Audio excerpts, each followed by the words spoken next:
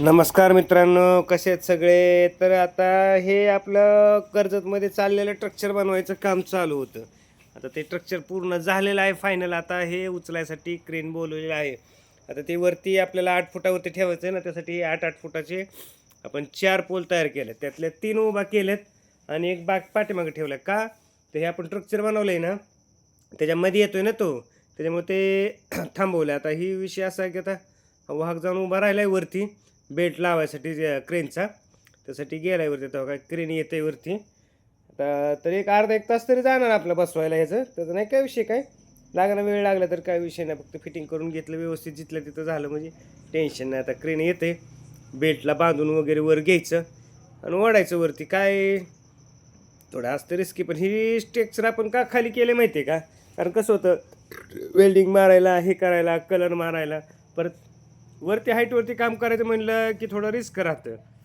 Welding व्यवस्थित होत नाही, थोडंफार इकडं तिकडं, मग ते धावपळ होण्यापेक्षा मग ते त्यात काय होतं, आम्ही दोघंच असल्यामुळं आम्हाला मग ते सारखं मग खाली वर उतरण्यापेक्षा मग त्यापेक्षा डायरेक्ट खालीच ग्राउंडला सगळं तयार केलं.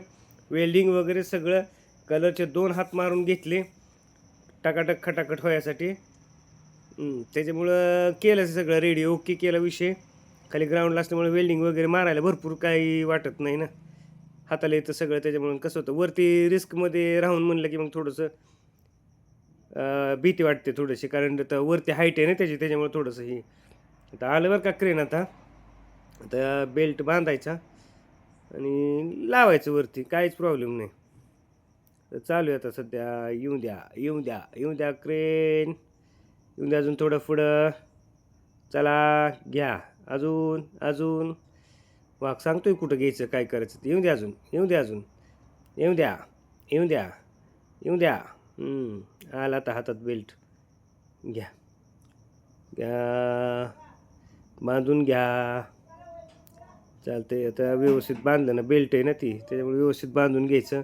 जिथलं तर व्यवस्थित काम आहे ते का, एक तर वर उचलायचं आहे, परत मध्ये जर काय कुटाणा झाला तर लय अवघड आहे ते. त्याच्यामुळे कसं व्यवस्थित बेल्टला गुंतवून 2 असं राऊंड मारायचं, डबल राऊंड मारायचं. म्हणजे काय होतं, निष्ठू नाही, काय नाही, काय नाही, लय अंतर राहत नाही. मग ते अंतर जास्त राहिलं ना बेल्टमध्ये, ते लय हालतं ते. त्यामुळे त्यांचं म्हणणं आहे की बेल्टला जास्त ही नाही करायची, जास्त गॅप नाही सोडायचा बेल्टमध्ये त्या हुकामध्ये. आता का अडकवायचं काम चालू आहे. तर बघा कसं वाहक बांधतो या. घ्या बांधून शान घ्या. व्यवस्थित बांध रे, उग परत काहीतरी कुटाणा नको.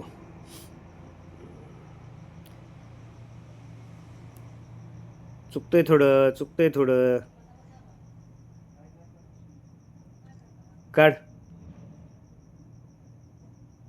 काढ बाहेर काढ.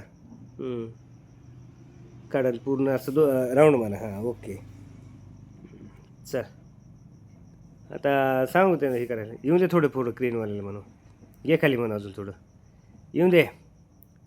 चलो, ओके. अडकवलं व्यवस्थित. हा, अडकव अडकव अडकवा अडकवा अडकवा अडकवा. ओके.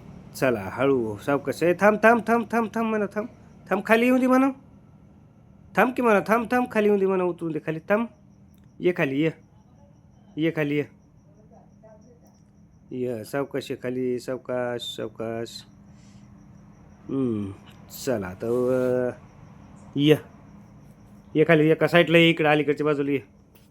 इकडे अलीकडं, इकडे अलीकडे की इकडे ह्या साईडला. हां, अलीकडे ये. हां, चला आता येऊन द्या. चला, उचला उचला उचला उचला, जाऊन द्या जाऊन द्या. Okay okay.